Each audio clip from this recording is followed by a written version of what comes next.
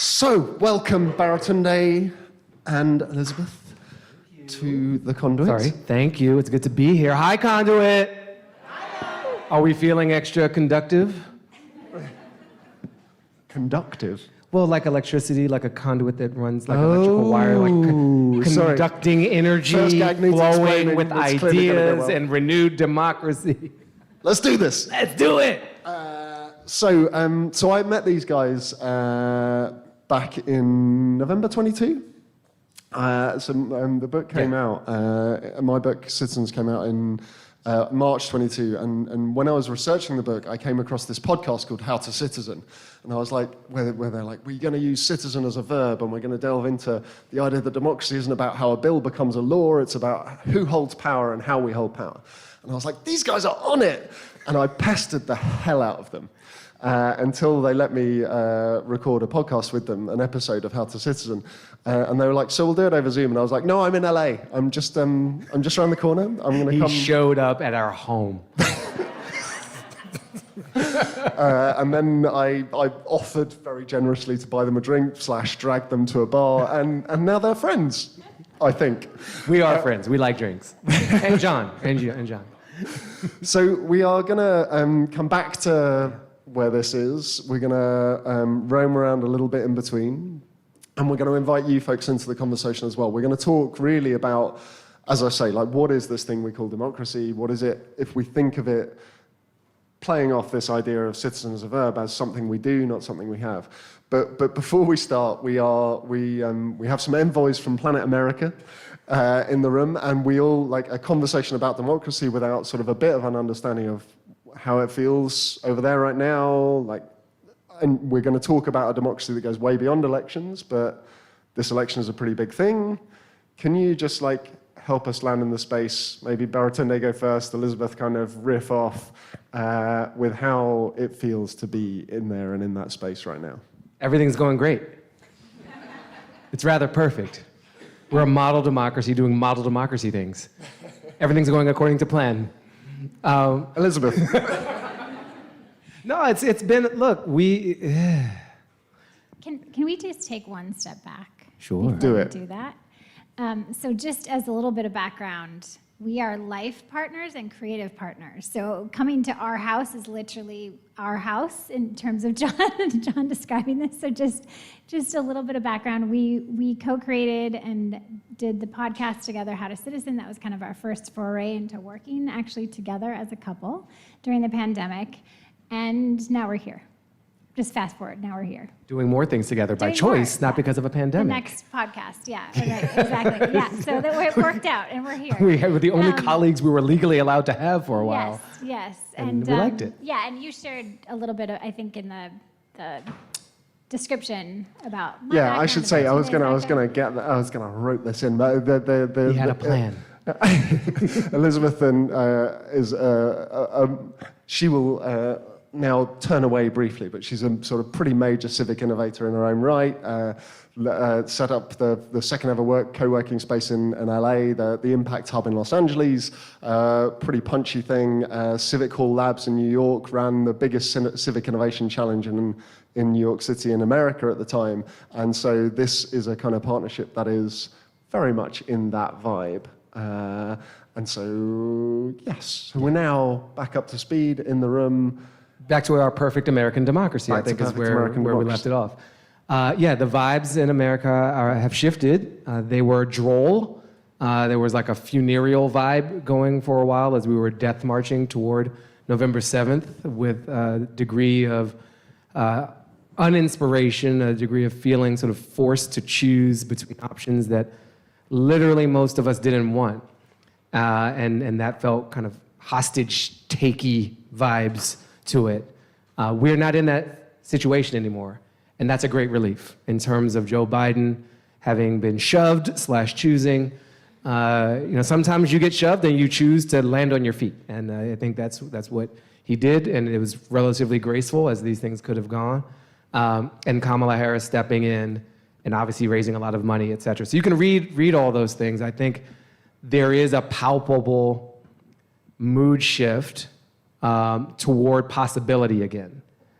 And that's not where we were. we were in the zone of obligation and suck it up and grin and bear it, as opposed to feeling like there was some light at the end of this tunnel that we could amplify with our own. And so I don't want to give too much to Harris herself. She has transitioned magically into this moment, and I think she is the recipient of latent love that people have for each other and for the possibility of our future. Whether she and we can fully convert it, we shall see in terms of a specific electoral moment and who wins, and more importantly, or at least as importantly, what we do after the electoral moment to try to continue to build power with each other.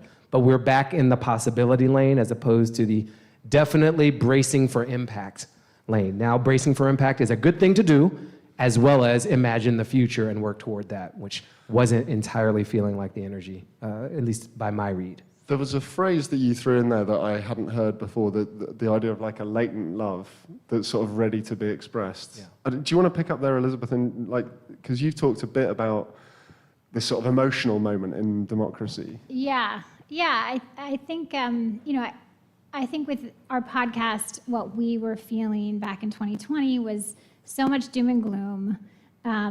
We're divided narrative over and over and over. When we knew that so much good was being done, like so many people were working on really meaningful, impactful things, and it felt like a moment that we needed to go back to the basics. And so we came up with this idea of, citizen as a verb and these 4 pillars, which we'll get to, but that it was trying to conceive of it more as a way of being in the world, almost like a value set that each of us could enact and live out. Versus mechanics, right, of just how does the government function, and my only way to interact with this thing is to vote, which is very important, but it's not the only thing. And so I think in this moment, what we're seeing with the Harris campaign is a shift, and there's, different factions in all these campaigns and, behind all these candidates, different ways of thinking about how to move things forward. And what we're seeing play out, I think, is this shift from head and policy and logical arguments and fact-based arguments to something that's a lot more heart, right? This emphasis on joy, the vibe. What is the vibe? What do people want to feel? And it's, in my opinion, for the Democrats, they're playing into a playbook that the right has been using for a very long time in sort of tapping into and being concerned about how people feel. And not just, did we win the argument? Are we factually correct? And there's pros and cons, right? Like it can be a dark underbelly to kind of play to just emotion, right? So it's not just like rosy because that's happening. But I do think that it's important to recognize in the zeitgeist, especially I think with social media and things becoming less and less verbal and more image-based, that emotions and what we're taking in without many words or discussions. I mean, having debates in salons and, these things are really, sadly, kind of more and more a thing of the past in terms of people communicating a whole lot just through memes. And you feel something with the memes, and that's how you should feel about the news in your week. And so I think that the rise of that lends itself to this kind of politic, and unless I think the Democrats recognize that strategy, which is, in my opinion, at the most primal level of how we behave as humans, we won't be on an equal playing field, I think, with how the Republicans have sort of been playing for a very long time. It's just the difference is they're playing on the primal fear kind of driver of emotion. Yeah, I totally, unsurprisingly agree with that. And I think the additional note around latent love, it's something that we all share. We've kind of vibed with each other about the possibility of an invitation to contribute in more ways. That there is latent love, there is latent capacity to do more, to see oneself as a citizen and not just a consumer, to not just download, but to upload, and to peer-to-peer build something. And so there's a window opening again around that. The first campaign ad that Harris launched said, what kind of country do we want to live in? That's an invitation to dream and to imagine. And that, it didn't start with, we must defend democracy. Like, what are you even talking? At first, defense is like aggressive, and I don't really know what this democracy you're talking about is. Look at voting rights, look at the history, look at the disenfranchisement, look at the conspiracy theories. But what kind of country do we want to live in is an invitation, it's a feeling and a vision that we can try to cast together. And so I think there's some room there to grow, and I certainly, after many catastrophes in the past, we've lamented not being asked to do more than like buy stuff or vote for somebody to do stuff for us. And both are very important forms of power, but we're capable of a lot more. I really love that phrase, latent love. Like the sense that there was a sort of readiness to express these kinds of emotions that are there, and people are. And then the second reflection I have, I guess, on this is just thinking about this moment in the UK, like whether we're still in the head kind of thing, and whether we're letting ourselves step into a sense of joy and hopefulness that we could have, and I wonder and hope that that sort of that latent love might be an idea that can help us sort of break out of this cycle that we seem to be going in, not just in the UK, all over the world, of kind of ending up in a worse and worse decision between fixed set of options that don't really feel like anyone really wants them. So I'm gonna bridge us a little bit from here into so I think great to understand how it's feeling to be there, some lessons for us to draw in the UK and reflect on, I think. But coming into, we've just seen this Life with Machines. We've talked a little, we've sort of teased How to Citizen a little bit. I'd love just to understand how you guys, before we go a bit more, we're going to focus in on How to Citizen. We're going to talk about these 4 pillars. But I'd love you just to talk a little bit, both of you, maybe about how you see the role of storytelling, actually, like the part that this work of telling these stories has to play right now. It's the whole ball game. Can I just make one note before we move on? I think, to the last point, I think that the ideal is to integrate head and heart, right? Like, to me, that is the whole, and we have spaces that tend to incentivize one or the other. But I think really where we're heading in terms of like a healthy politic and a healthy way of interacting is this integration. And it's I think it's a rare model to find. One more note on Harris, she's getting a lot of criticism of not getting into specific policy, right? And that she's kind of coasting on this vibe of like joy, and she's kind of, I don't think that is also helpful in this moment. So it's really kind of looking for people and leaders that can really hold both in a more integrated fashion. And that's what we all need and want for ourselves. It's a collective desire, it's a leadership desire, and all of us should live that way, ideally. Sorry, I will stop derailing. You, John. I mean, this is why I wanted this to happen. It's addition, not derailment. What was the topic, though? We were going storytelling. See, exactly. Slight derailing, but in service of adding good stuff.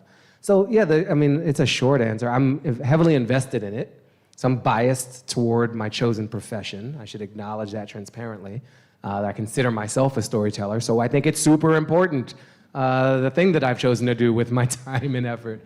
And it's actually very related, Elizabeth, to what you were sharing about vibe and feeling and sort of the body experience, that we are in this rational, mindset, and we think we know the world because we know facts about the world, and we think we know the world, but what we actually know is a story of the world. And if we were to diagnose our knowing and really itemize it throughout a day or a year or a decade, overwhelmingly, our knowledge is mediated by someone else telling us a thing, someone showing us a thing, someone demonstrating, a parent choosing for us before we've ever made a choice for ourselves who to worship and how, because they heard a story from their parents who heard a story from their parents.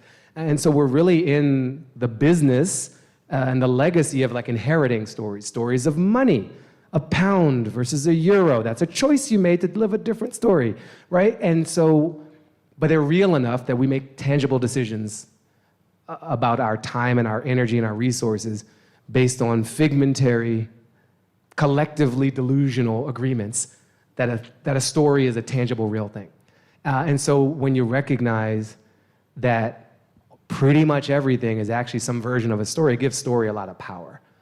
And it's a power that must be wielded responsibly, distributed fairly, challenged regularly, because it may not be the underlying thing we have an issue with.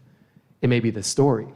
It may not be us that we have a problem with. It may be the story of us that we have a problem with. It's the story of us as defeated and dysfunctional and unable to come together to solve problems that is causing us to be dysfunctional and unable to come together to solve problems. But innately, we are capable. And it's this catch-22 cat and mouse thing. Well, if I start to tell a different story, do I start to believe a different thing?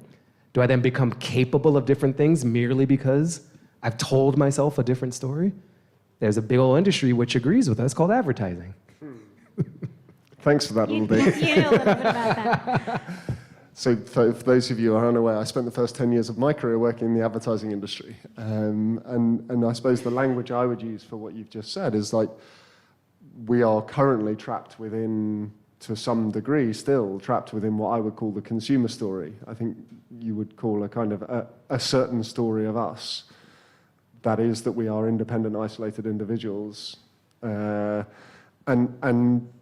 this work in this moment is at some level, at some quite deep level, about discovering a different and bigger and better story of us.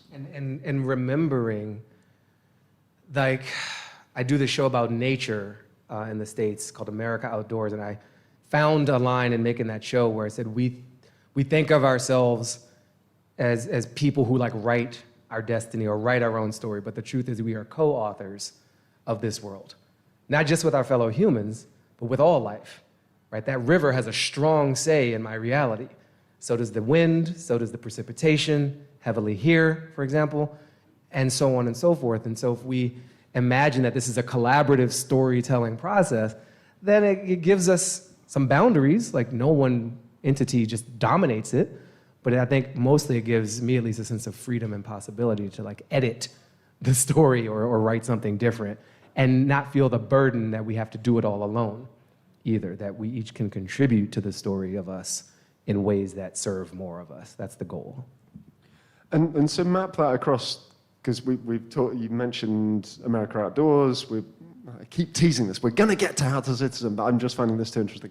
But and we've looked at, and we've just seen Life with Machines. How, like, help us understand how that fits together. Like, what is this as a creative team? What is this project? All right, I'll keep this short. The common thread in the stories is interdependence.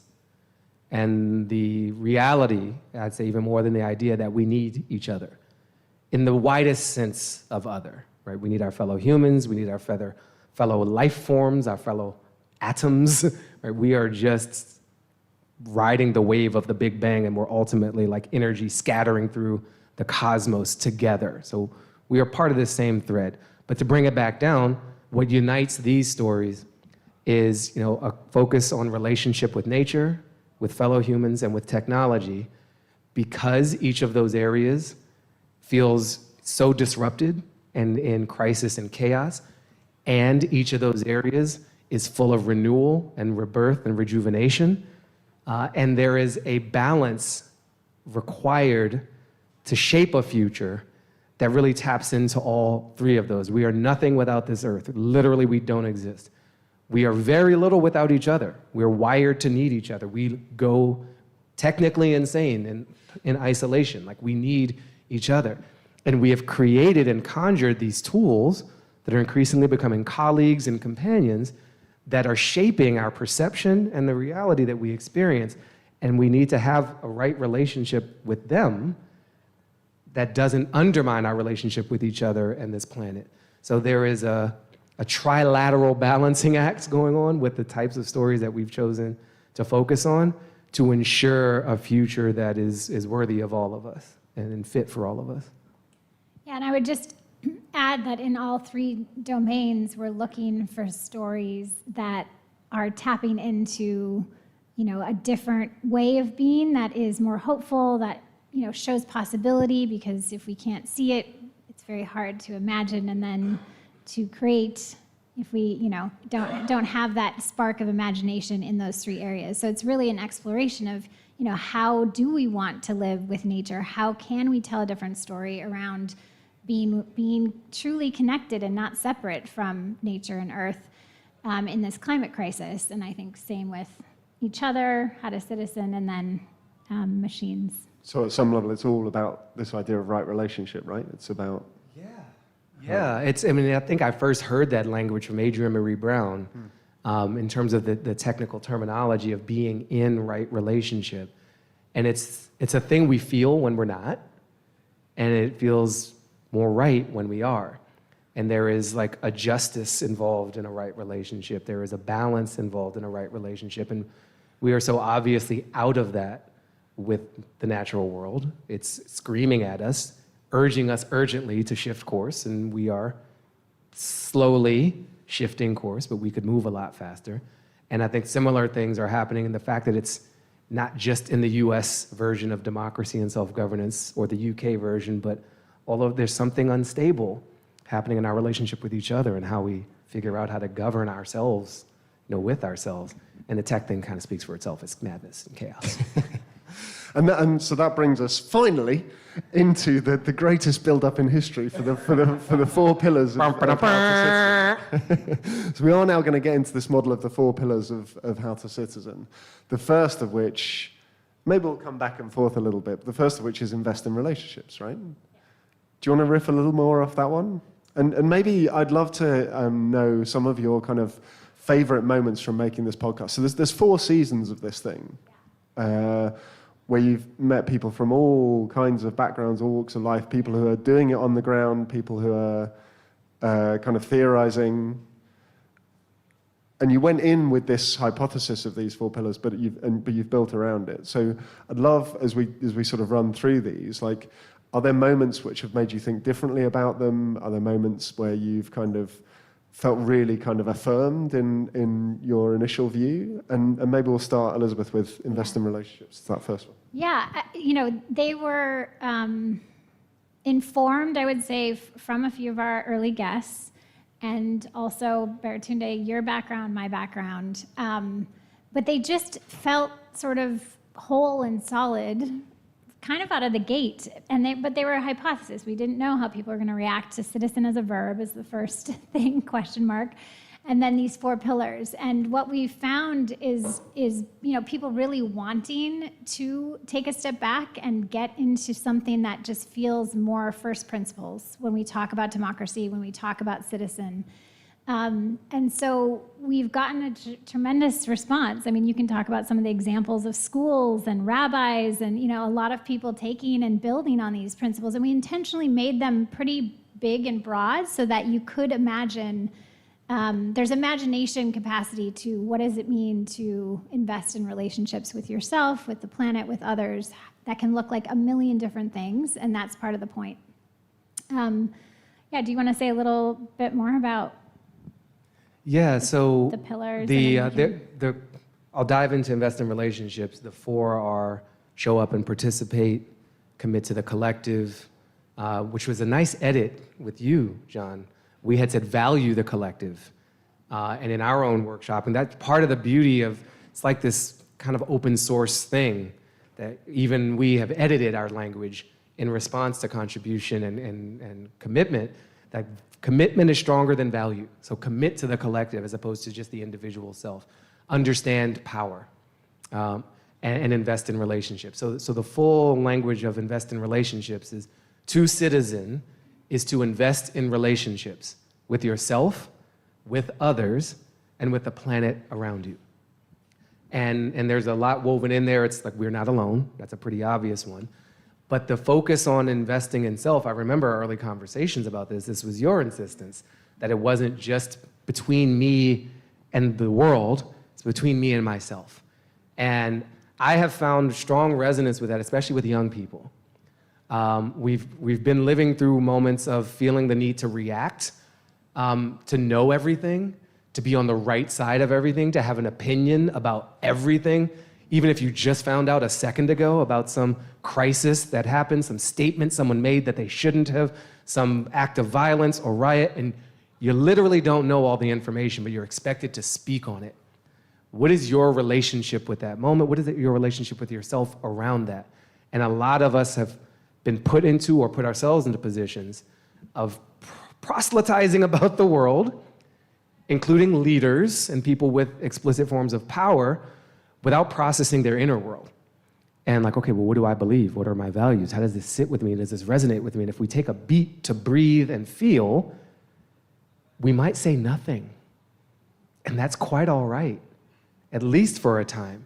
We might find something more intelligent or valuable to say if we say something at all. We might be surprised by where we come out because we've taken a moment to pause. So the tricky part about this one for me is the relationship with self as a foundation and being in right relationship with self before you can be with the world outside of you. That's been my own journey as well, because I'm a proselytizer. Right? I love, clearly, speaking into amplification devices at people. And so to slow down enough to consider my own experience, my own feelings, my own values is work. But it is work worth doing and makes everything a bit more aligned and true, or not worth saying at all, which is, again, also quite valuable. I love that idea that a first step, as it were, in citizening, in doing democracy is actually inward. And is there anyone, if people want to kind of follow up and go, is there one episode or one person? I think I know the answer to this, so I feel like I should guess. It's going to be Valerie, right? Ooh. No. That's good, though. That's real good. It's a very first episode with Valerie Kaur. That's, definitely worth listening to. It's not the one I would have chosen. Which would you have chosen? Actually, our very last episode, which is with Dr. Sam Rader. And so she is a former psychologist that has developed a lot of some new ways of really understanding ourselves and the patterns we get into and how to... It's our woo-wooiest episode. Yeah, how to know ourselves better, right? And it connects to Adrienne Marie Brown, who you mentioned, in her episode of this idea of fractal, right? So these patterns that are playing out in our individual lives often play out at larger scales, right? If you believe the universe is kind of fractal in terms of how it's designed. So you can see, so if we start to address the patterns in ourselves and how we show up, things start to change at different scales around us. And so anyway, those are, a little bit of woo-woo, but thrown in the mix. And Valerie, who was part of, she's kind of like a founding first guest because we were so in process and building, and our conversation with her, she is a civil rights leader. She's a spiritual leader of the Sikh faith, SIKH. She leads a project called the Revolutionary Love Project. And she had a book out freshly at the time called See No Stranger, whose mantra was simply that a stranger is someone I do not yet know. And that if we could see a bit of ourselves in the other, then taking care of the other is actually an act of selfishness. We're taking care of ourselves. And so it is demanding an interconnected, interbeing way of existing in the world that requires relationship in order to exist, at least in the healthiest, most full version of it. And she is like an in the streets, political organizer, and Dr. Sam has a history in psychotherapy and individual client work, but they're both echoing this idea of the value of relationship. Invest in relationships. Yes. Where should we go next? Are we going understand power? Commit to the collective? Where do you want to take us? It's a circle. It's a circle. So we can, so they all connect to one another. But maybe just take one step back on the seasons. Please. Because the first season we were just kind of experimenting and seeing if these stories were out there and how things were messing landed. about. We were a lot of experimentation. And then what we realized was we could do thematic, how to citizen in the economy, right? So it's hard to show up when you can't pay your bills, right? It's hard to participate in democracy when you can't pay your bills. So let's look at the economy and what it looks like to citizen along these pillars in different new versions of how our economy could function. So we had we had 12 episodes And then the next one was how to citizen with technology. So what are new ways of interacting with technology, behaving that kind of align with these 4 pillars? And designing with And technology. designing in the yeah. first place, ownership structures, whatnot. So we did it around technology. And then the last one was really around creating a culture of democracy. So what does it mean to go at that culture route, a way of being and actions and culture that drives the foundation for a healthy democracy versus, again, this notion of these sort of 3 or 4 actions that we hear over and over in terms of civic engagement. So that's just a little bit of the setup. Power. This was heavily affected by our second guest, Eric Liu, and the idea is to understand power. And there, people power, that's like the etymological root of democracy from the Greek language of demos kratos. So at the most fundamental level, to do it well, you must be facile with, fluent in people, and fluent in an understanding of power. Otherwise, we're just pretending. And if we think of power as this thing that only a few people have, or that if someone gets it, I can never have any myself, if there's a small percentage which is hoarding all the power forever, that is rhetorically powerful and can be a motivating tool for organizing. And it's ironically disempowering to think of them as the ones with power and us as the meager ones without it. Power is something we generate, and there are different forms of it. And some of it's financial, and that has a certain imbalance, but some of it is ideological and physical. Some of it is attentive. What you give your attention to, you give power to. You're all engaged in an act of extraordinary power sharing right now by focusing on us. And we want to honor and respect that and certainly not abuse it. But when we look at our phones all the time, we're being sapped of our power, especially if we're doing so unconsciously. And so just that extra layer of consciousness around power empowers. And then we can be more deliberate about choosing where and how to use it. So Eric Liu at Citizen University argued for this level of fluency. It was one of his words. We even added to his list, especially around the attention thing. So we're like, well, wait a minute. It really ties into the tech thing. And that's partly why we feel the way we do around technology. Is it's not just a tool, it's engaged in a power exchange with us. And often it's very one way. And so how do we reassert that and claim our power with fellow people? That idea of claiming our power links me back to the conversation with Audrey Tung when she was here, and I know you've had Audrey on How to Citizen as well, and this idea that Audrey talks about of demonstration rather than demonstration as well as or slightly as opposed to protest, like finding our power to create the world that we want to exist in rather than simply kind of pointing over there at who has power. Also makes me think of the Adrienne Marie, I think again it's Adrienne Marie Brown talks about what you pay attention to grows, or is that right? The idea that like when we... I don't know if that was her, but it's very true. So that kind of yeah.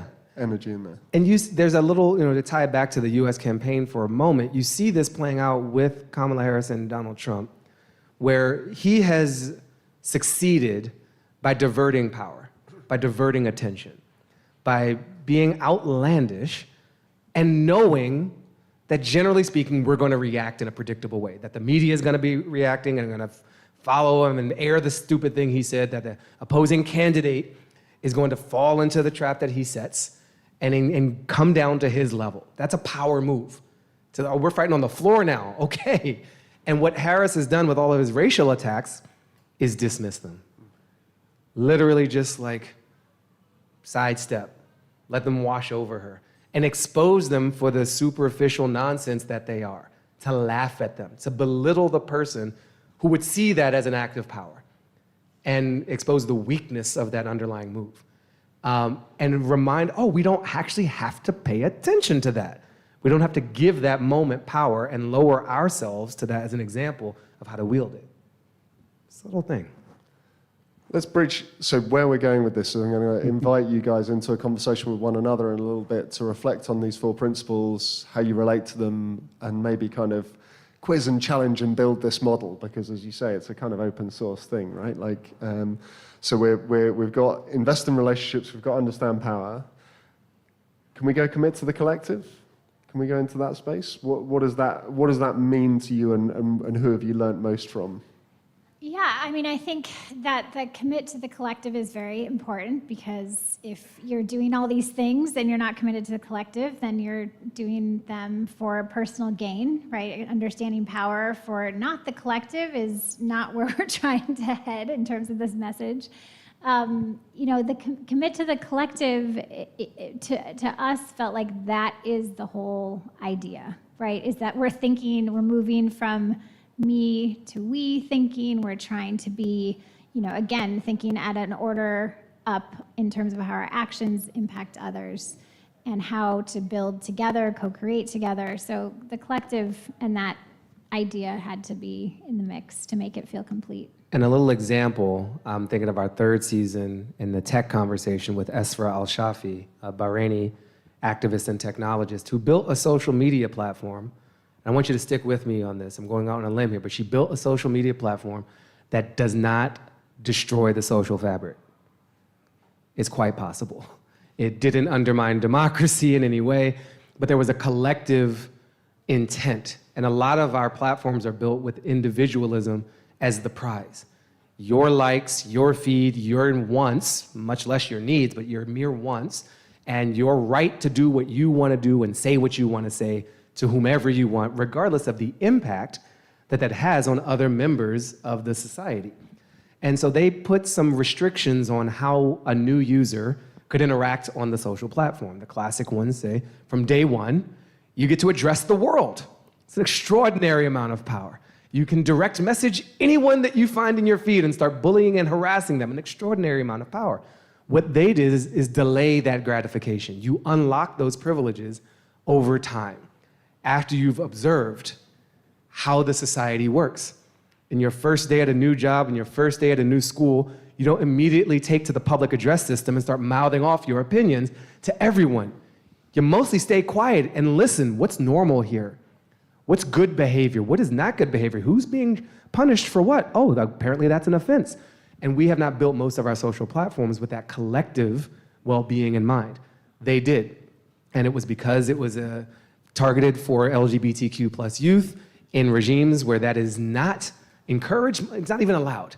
And so they were prizing a collective safety. And what they found happened is that the people who showed up with the intent to troll had to wait, because trolling was impossible. And in order to unlock the ability to troll, they had to pretend to be good people for like 9 months. It was a gestation period involved. And by the time those who stuck with it long enough had actually been turned into good people. By the end, it turns out they cared because they had built relationships with other people and they had practiced this muscle and they built up this capacity, and they weren't about to throw it all out the door to get dinged with a violation. And most of them, I suspect, bailed before that point. But you were able to weed out the people for whom the cost of trolling was so close to zero that why wouldn't you do it? You're basically created a trolling platform in most of these, but with a collective well-being as a primary mindset rather than merely an individual well-being, you could sustain something that's better for the whole. And a lot of those individuals there are much, much happier with it because they're not being toxically assaulted or feeling like they have to police things because the norm is established. And that's a model that we've practiced in the real world. It's the model from ecology. So we're not reinventing things, we're remembering things and reapplying them. I really love I've got this image in my mind of someone having set themselves a trolling, like, in 9 months I'll be allowed to do what I was here for, and the thing going off in a minute. Remember my evil intention. I hate these people. I hate these people. It's like going undercover. Summoned back to your, I think when we were talking about this one, as you say, very generously credited me with that sort of shift from value the collective to commit to the collective. I think for me, it's the reason behind that thinking was going, what is it to like actively decide, right? This is a community of which I am going to be part and with whom I'm going to explore my agency in collaboration with them. And I think sometimes I'm asked like what my kind of steps to being a citizen, not a consumer, might be. And I often say, like, first it's like choose the choose the space that you want to be part of. Choose the community that matters enough to you that you want to find the others and Pick your team. right. There is some of that, I think. It makes me think of the. What was the story of the guy who created a broadband network in Broadband Bruce. Broadband Yeah, Bruce? Go on, give yeah. me Broadband Bruce. Broadband to Bruce. feed the kind of the the So we have creative field. we got a lot of states. It's the United States. There's a lot of states, and one of them is called Idaho, and it's very rural in most parts, which means it's very conservative. Something we can all understand. There is not an equal distribution of internet broadband access across our lands. You actually do a much better job here. I've traveled the countryside, and the broadband's much better than our countryside, so well done. Bruce wanted broadband for his people. He was in a small town in Idaho, and the companies weren't providing it. They didn't find it in their economic interest, and they ran the numbers and said no. So he lobbied, he petitioned, he cajoled, and they weren't doing it, so he decided to organize a municipal broadband effort and contract directly with a physical provider to build a network that would be owned by the people. Bruce is not a socialist. Bruce is a very conservative man, but he so believes in rights and freedom that he wanted it for all his people, which is socialism. But don't call Bruce a socialist, all right? But that's how we got him on the show. But what he did was organize his community. He needed neighbors to sign on to this, and so he went door to door making a case. And the more people who signed on, the less it would cost per person. Socialism. And so he found himself into a community organizer. He was just trying to deliver a quality service to his community. He made the business case, he made an educational case, he made a work from home COVID case, whatever case it could be, and he had relationships. So he had these principles in play very organically for himself, and they built it. And the more businesses are signing up, other towns want to do it the same. And it was very shameful for the corporate providers who said it couldn't be done in an economically viable way. This is not a money-losing venture. It's a different model than what they were willing to explore. But Bruce stood up, and he didn't stand up alone. He stood up with his community, and he had to convince them and learn about their needs. Is there anything else you remember about Bruce? Yeah. I love Bruce. I should call Bruce. But don't tell him I call him a socialist. Yeah, exactly. Let's round this out. So pillar 4, to citizen is to participate. Yeah, you could do the first 3, which is good. It's good, but really to see change, we need to show up and participate. And we added publicly participate, right? So it's really joining with others, putting yourself kind of publicly out there to contribute in some way with other people was sort of the idea. And we really, it is a circle, but we did put that, I believe, at the end. It used to be at the beginning. It used to be at the beginning. And then John came along. Yeah, Yes, John so is our editor. Yeah. He makes things better. He helped to make a case for why it should come at the end. Yeah. And it does make sense. I mean, given that a lot of folks get, passionate about something, they show up and then they stumble because they didn't take the time to invest and learn and, understand the space that they newly find themselves in and build relationships and whatnot. So I think that coming through the first 3 really equips you to be able to more effectively show up and participate with others. And it's not like a linear requirement. No. Because so often I'm even thinking about, it's a circle, like life, right? But it sounds corny. I said it was a circle. Why are you repeating me? And it's true. Sometimes it's only when you've shown up to participate that you feel called to invest in the relationship. And you responded to a flyer or a text or an advertisement or a friend or a dinner, and you didn't know what you were getting into. And that's part of the fun of it. It's part of the thrill, part of the risk. But once you're there, you're like, oh, I think this is my team. This is the collective I'm going to commit to. I like how they move. Let me develop some relationships and express that commitment more deeply. Let me understand the power, not just in this organization, but how this organization relates to the world outside. So they can be very interchangeable. The on-ramp that you choose doesn't matter, just get on the circuit. Nice. That's my case. Get on the circuit. Get on the circuit, that's a new one. I think what we might do right now, actually, so we've unpacked this model a little bit, and I think the spirit of the conversation I wanted to invite us into was how does this feel? Like as a model for what it is to do democracy, as a model for citizening, how does this feel, these 4 pillars? What do we think? Do we want to, like you've heard that I've kind of made a couple of chips and edits along the way. I'd love to invite you into a conversation with one another. The spirit of the conduit is inviting you to meet new folks as well. So maybe turn to someone you don't know and we'll give you like 5 minutes or so in conversation. Just reflect on this model with someone you don't know. How do you feel about it? Does it feel really good? Is there a change you would make, a tweak you would make? Is there a 5th pillar that we're missing? Is there, or is there a little tweak in the language like that you would want to suggest? Feel free also to talk about like questions you would want to ask of these guys, and then we'll give you 5 minutes, maybe a little bit more, and then we'll hear some soundings from the room, and then see where the conversation goes from there. How does that feel? Does that feel okay? Let's do that. Someone you don't know. Go. Mix it up. Get on the circuit. That's a new go-to thing. Everybody's saying it.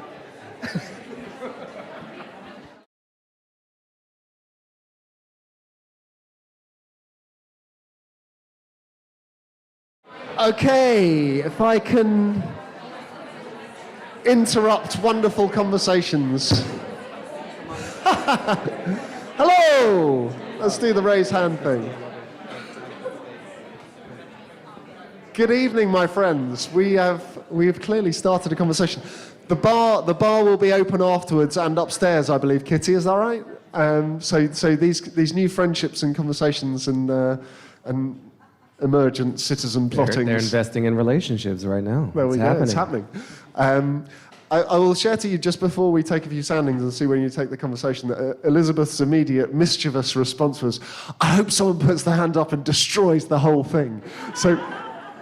It's good to have many opinions kind of flowing. So feel entire permission to take this wherever you like. But let's take a few soundings. It can be wherever you want to take it. Reflections. So we've got was there a hand down here?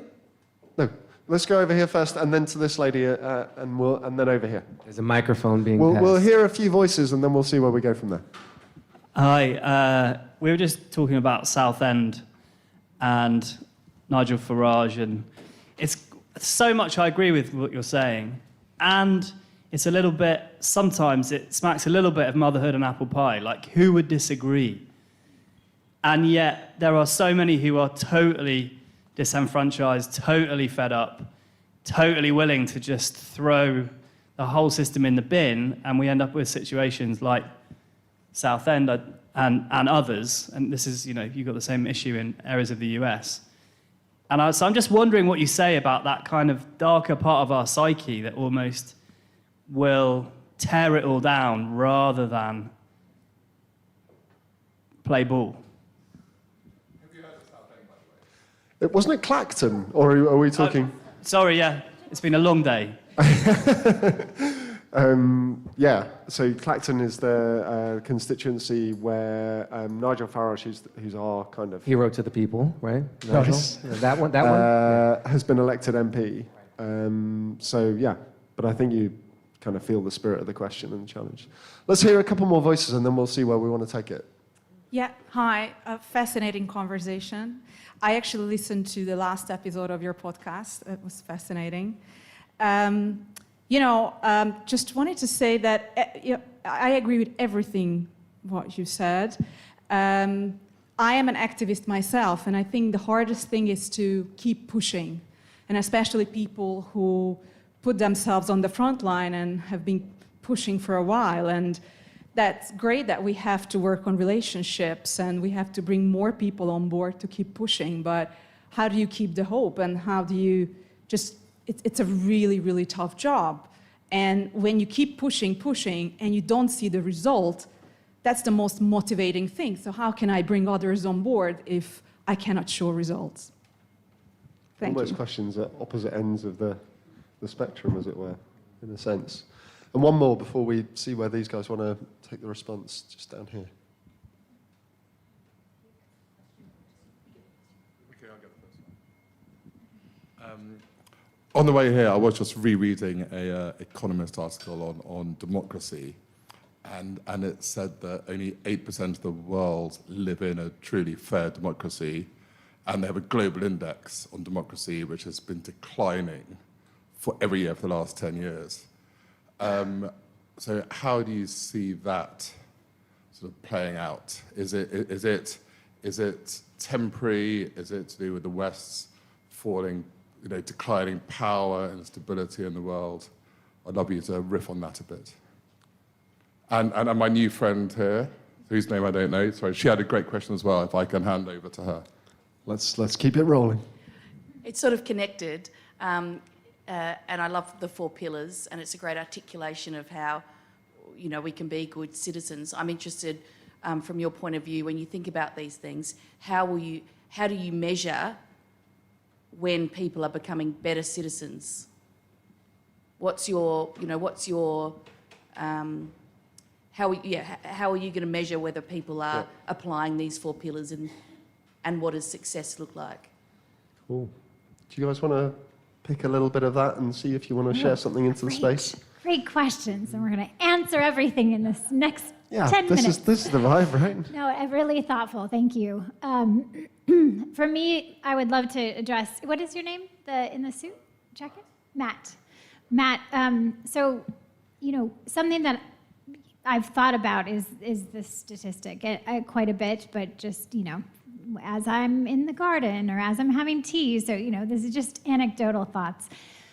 But what strikes me is people are saying no to late-stage capitalism. And I don't think we're having enough honest discussions in the pro-democracy movement of how intertwined these two things really are. And people are feeling the effects, and yet they're linking it to democracy because in some ways, rightfully so, they are so interconnected. And that's the part that I think people are reacting to more than the idea of people power, of free and fair elections, like these sorts of things. I think they're reacting to this fact that we're in a moment of late-stage capitalism, and most of our democracies are upholding that versus trying to address it. I think where I thought you were going to go was like this moment where democracy as a sort of an abstract, a set of structures, is kind of under serious challenge, and actually this is precisely why this sort of moment of like bringing it back into ourselves, because it's such that's related, right? Right. No, I think that's right too. I mean, in terms of the breakdown of institutions, right, and the distrust around institutions, which is partly what what is fueling this inquiry of how to citizen, right? Of like, if we peel it all back, the question remains, how might we live together? Period. And like, if that is the question, where we're not going to go all find our individual islands and sail off, but we will have to, in some form, figure out how to make decisions together, how to share resources, how to share power, how to develop consensus. There's a skill set or a set of behaviors or practices that no matter where you find yourself, whether you call it democracy or not, we're going to have to figure out. So that was sort of, It's sort of the idea you said earlier about like, this is about first principles. Mm-hmm. It's like if in this moment that is such a stark challenge that actually we need to come back and go, what even is this thing? It made me think as well that you shared obviously the etymology of the word democracy, demos kratos, people power. The etymology of the word citizen is actually literally means together people. And the words like civilization are just words for doing life together. And I think that sort of idea, I think, is a really powerful point to build back from. B, do you want to take us somewhere else? Or? Yeah, I was trying to think of like how to deliver the brutally honest thoughts I was having about the Claxton situation with Mr. Farage. And here's some of what's happening. So we got to figure out how to live together. Yes. We want some basic needs met, and that's not seeming to happen under a democracy for a lot of people. One of the most basic needs is belonging, which actually rises often above meeting of material needs. If I have a team that I feel has my back, if I have a purpose that's shared with other people, the specific ideology of the team is less important than the existence of the team. Whether that team feeds and clothes me or just talks a lot about food and clothing, That distinction matters not so much as the feeling of belonging. And part of what we've been up to, and I really haven't said this much on recording, but fuck it. It might sworn as well. Yeah, it might all be going to hell, right? Like the structures are falling. We're not imagining it. Things we have known are less stable than they have been. Media institutions, government institutions, business institutions, civic, all kind of institutions. And part of this project, not the headline, but the subtext, is to prepare us, right? To practice the moves and the muscles and the coordinated sets of movements we will need to create something new.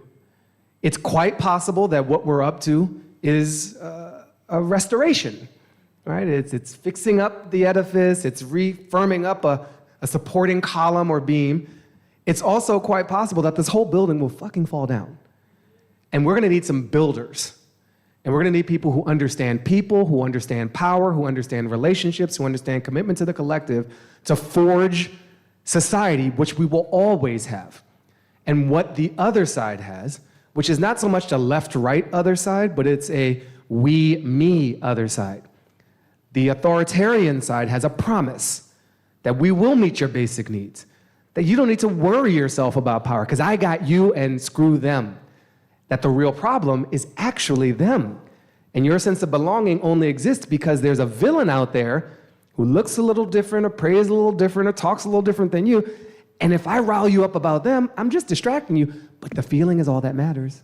So you'll rock with me. And when things all fall down, they'll be the ones to pick up the momentum, to attract the people, and promise a future that's never delivered. But the promise is so meaningful that many of us will follow it. So we're trying to create an alternative path to that authoritarian overpromise, underdeliver, to the idea of not just patching up an institution, but maybe we have to wholesale build a new one. We're not gonna be able to do that if we don't have practice building with each other. There you go, it's on the record now. Boom.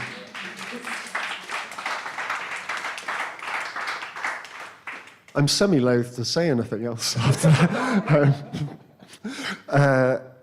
You do just make me think of two little things, and then maybe I'll invite you to just tell us a little bit more about what's happening next and where you're going, whether How to Citizen is like, we've done that now and we're going to do life on Oh, it's all sorted. Yeah. I've been practicing my English. But just to, like, you just made me think of, I just came across a thing in New Zealand, actually. There's a wonderful community organisation in a suburb of Wellington that has a slightly weird name. It's called Vogelmorn. That's the name of the neighbourhood. Say it one more time. Vogelmorn. Okay. I'm going to verify this. Yeah, it exists. But they have just done a project where they actually created a theatre piece out of a disaster hitting, an earthquake in this case, and used it as a way to kind of role play and imagine how they would recreate, how they would rebuild in their community off the back of that. And I think that, I know that's not exactly the sort of thing you speak, but it's exactly the sort of thing I'm saying. I saw an episode of a television program over maybe 20 years ago now called Doomsday Preppers, and it left a mark on me because it showed all the terrible ways we might die. That was one reason. But it showed two ways we might respond. And predominantly these shows celebrate the rugged individualist with a ton of guns and a lot of canned food. And that's a terrible quality of life. You're technically alive, but you might as well be dead because you're afraid of everything and you're eating shit. Right? Not good living. But they had the presence to feature a different kind of response. And they focused on this hippie New England community where people are like, we'll never have enough guns, we'll never individually be able to meet all of our needs. We're investing in each other. We're trying to create a resilient framework to catch all of us when things start falling apart. And so we know who knows how to sew. We know who knows how to cook. We know who understands animal husbandry. We know who understands structural engineering. We know who's good with kids. We know who's good with elders. And regardless of the specific form of calamity that comes, they didn't need to know that. They knew each other. And they could respond together as opposed to, I'm going to build an entire society in my backyard, secure my own private border, make for the individual welfare, feed and nurse and teach and cook. That's truly insane.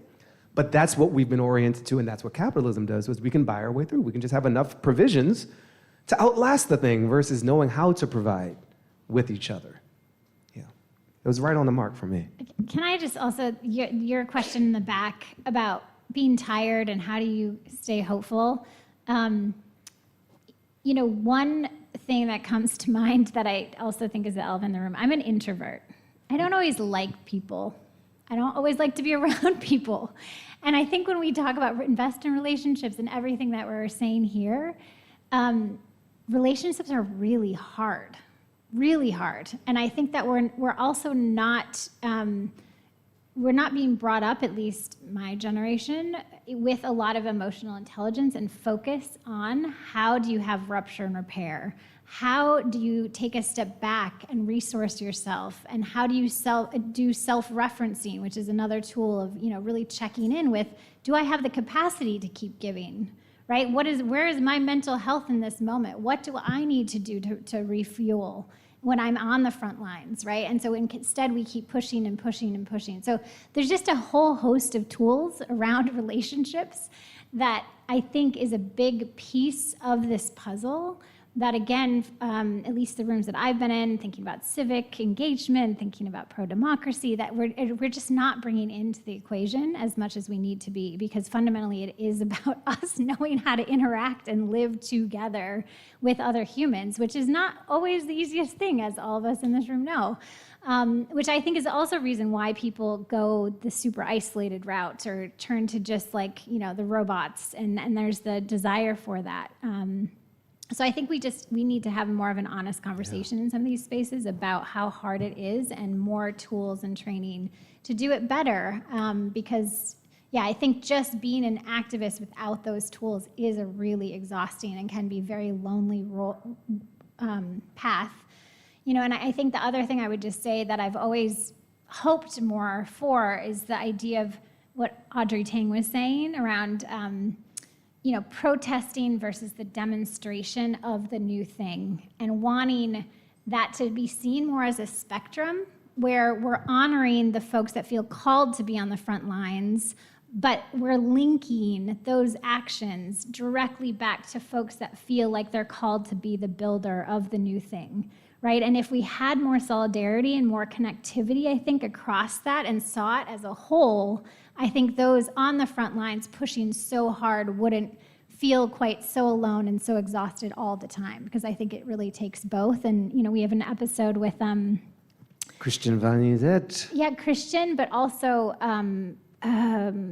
Open Collective founder. Why am I blanking on her? Pia. Yes, Pia Mancini. And her experience in Argentina and what she, just that whole episode speaks exactly to that. So that's another episode I would recommend. Yeah.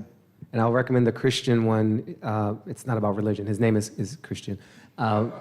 Because of the linking that happens in that episode, there's climate activists who are the front line for our species, thank you. And they were weaving in their protests and demonstrations, art and joy, which we've seen a lot of. It's not unique to one group. And linking with insiders. They were taking this sort of acupressure approach to trying to stop certain pipelines and moving up the chain to the banks that are financing them and the insurance companies, which are ensuring the finances for the banks and the construction, and finding employees in those banks and in those insurance companies who have deep intel about the thresholds for action, who have access to information and how many emails does it take and who's actually in charge, and making personal appeals, taking them out to the pub. A lot of this happened here in London, for a pint after, and saying, you're a parent, you don't want to ruin the future for your kids. I get that. Honoring their humanity and saying, so here's what I need for you, right? And it wasn't deep illegal espionage, but it was a level of insight that could only be had in partnership, outside and inside. And so it was also honoring the different types of roles. And maybe there's a rotation that happens, for people who are burnt out individually, and at a collective level, one organization takes the lead for a time. To provide a little relief in the shift work that this ultimately involves, because we're all doing a shift as a generation, right? None of this gets done. We just keep working towards something, and hopefully we feel honored to hold that baton for a moment and we don't totally burn out in the process and resource ourselves in the middle. Appreciate that. That's another lovely say. We're all doing a shift as a generation. Like this is our work, folks, right? We are out of time. No, we're not. I literally just said the work never ends. And then you said we're out of time. Both of these cannot be true. Oh, man. This is what happens when you make friends with these people. It's a good problem to have. Yeah. So, Thank you as for I say, having us. Very much, Yeah, John. thank you. And thank filling you this room. Thank you for showing up. For welcoming two Americans into your space. it's a difficult thing to do. The last thing I'd love you guys to do, the bar is open upstairs. I think, Kitty, is that right? Yes, so please do grab a drink, continue your conversations. As we go, we started with the excitement of life with machines. Can you tell us a little bit more about how we get to follow that story, see that story?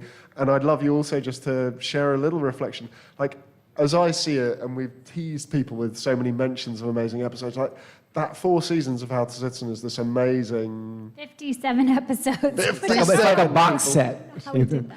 We should print it. What happened, is there, like, just give us a little taster of what your aspirations, like, for that might be in the future. Like, does that work continue? Is that all right? Yeah, it's all right. It's all right. Close us out. I'll take a swing. Huh? She said quickly. You feel the love, yes? This happens a lot because I clearly like to and I'm reasonably talented at talking, and so I will warm up into a 20-minute diatribe. Yes. Oh, wow, the wielding of words against me that I uttered earlier. With How to Citizen, we are looking at shifting the shape of it into more visual, into shorter form, still finding the stories. I mean, just hanging out with John here, we've come across so many stories on this island nation and references to those in New Zealand, another island. A lot of island nation work happening. So we look forward to telling those stories in a different media kind of format, but with the same core spirit and soul. The 4 principles in action, people seizing their power, finding it with each other. And we're weaving that into some indigenous roots of democracy story, which was a missing piece of our own puzzle as we put this series together, one we tried but didn't finish filling in the 4 seasons. We've been on our own learning journey of why this thing we call democracy really has its deepest roots with the indigenous people closest to the land. It's something that's inclusive of nature, that is all gender participatory, and we're finding a welcome from some indigenous elders in our own lives, but there's a global movement of folks kind of opening that wisdom up again because of the desperate situation of the climate crisis. So the How to Citizen future is expansive in that regard. And as far as life with machines, you can find it on YouTube. We are launching that in October in earnest. And that will be a series of conversations, as promised, with people who want to pour gas on this and people who want to slam brakes on it, with folks using it for community efforts. The goal is we will not have the answer. There's no single answer, and people promising answers are lying to you or themselves or both. We truly don't know, but we can have better questions. And we're at this precipice, this moment, where the questions we ask now and how we answer them will define decades of our future. We're establishing a norm. We're launching electricity again in terms of the infrastructural possibilities there. And that can be used for great ill and for great collective good if we have these principles in mind. So there is a spirit of citizen as a verb, a spirit of connection to Earth, even as we explore this connection to machines, which is coming, but in a way that we hope is good for all of us. How was that? That was great. Yay! I love validation. It was great. And I would just add that we are always looking for partners and funders, in particular, of the next wave of How to Citizen stories and storytelling. So if you have stories, or if you know people that want to support and fund some of this work and storytelling, it is the next kind of horizon of how do we put together some of the resources to really keep this going after the podcast. So thank you all so much for your time. Thank you very, very, Yeah, very really much. appreciate it. Yes.